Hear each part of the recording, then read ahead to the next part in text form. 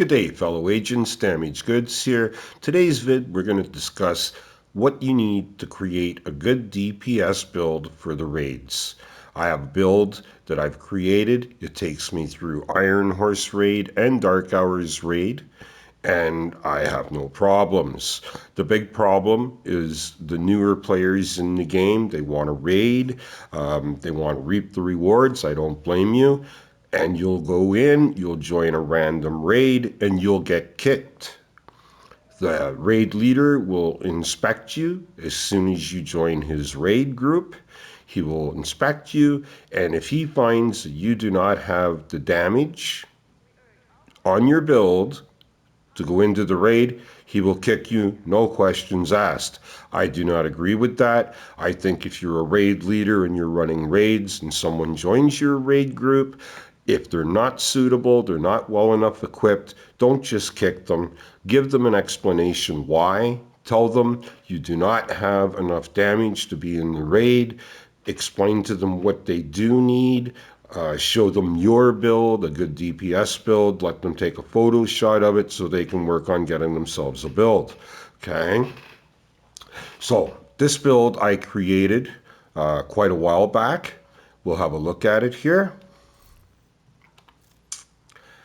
Okay, as you can see, the build is totally red. Everything in it is red. It's all critical hit chance, critical hit damage. You want to drive your critical hit chance as close as you can to 60% and drive your damage as high as you can. So in this build, I have 3 pieces, Providence Defense. We'll start with the mask. 3 pieces of Providence Defense is going to give me 15% headshot damage, 10% critical hit chance, and 15% critical hit damage. Okay. We'll go to the backpack. My backpack, Providence Defense. It's the gift. It's a Dark Zone exclusive. If you do not have the gift backpack, don't worry about it. The big thing is the talent. Perfect Vigilance, increased total weapon damage by 25%. Taken damage disables this buff for 3 seconds.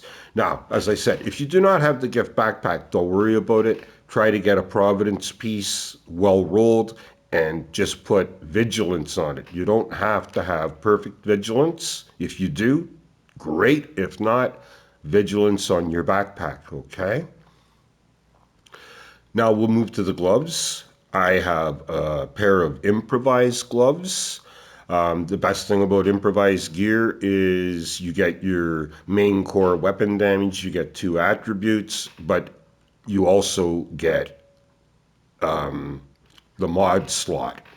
On regular name brand gear, you would get your weapon damage and 2 attributes. Improvised gear, you get your weapon damage, 2 attributes, and a mod slot, okay? Knee pads. I am wearing the Fox's Prayer knee pads. You get 10% rifle damage. I'm not using a rifle. The main thing I want out of this piece of gear is the damage to target out of cover. Okay. Now the holster. We're using a Grupo Samba. 1-piece Grupo Samba. Again, 15% critical hit damage. Okay. Notice everything's red. Now for my chest piece, I am wearing Providence Defense again, my 3rd piece, and the talent on my chest piece is Tamper Proof. Enemies that walk within 3 meters of your hive turret remote pulse are shocked. It's a great piece. It's a great talent, especially Operation Dark Hours or Iron Horse. A lot of times they'll have you guarding a door and they'll tell you all the NPCs that come out of that door, kill them. Don't let them out. So you would throw your shock trap with tamper proof. You will shock them at the door and destroy them before they leave the door area, right? You can also use a turret, and you put tamper proof on, it will cause shock from your turret also. Okay. Speaking of turrets, we'll move down to the skill area. I prefer the turret.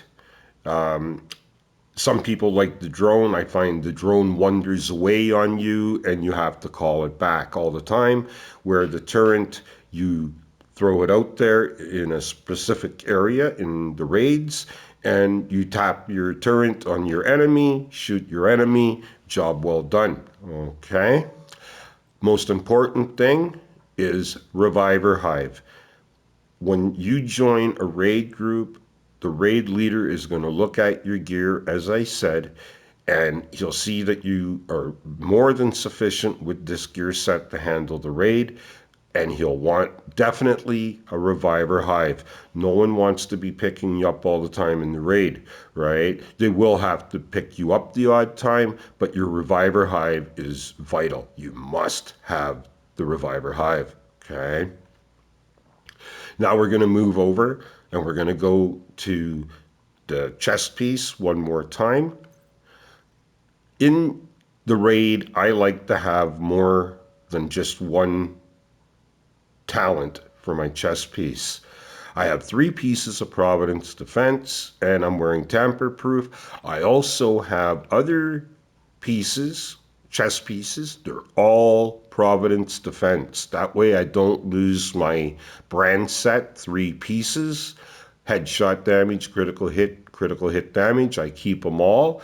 So I have tamper-proof Providence Defense. I also have Obliterate for the raid, Providence Defense. Unbreakable for Providence Defense for the raid also.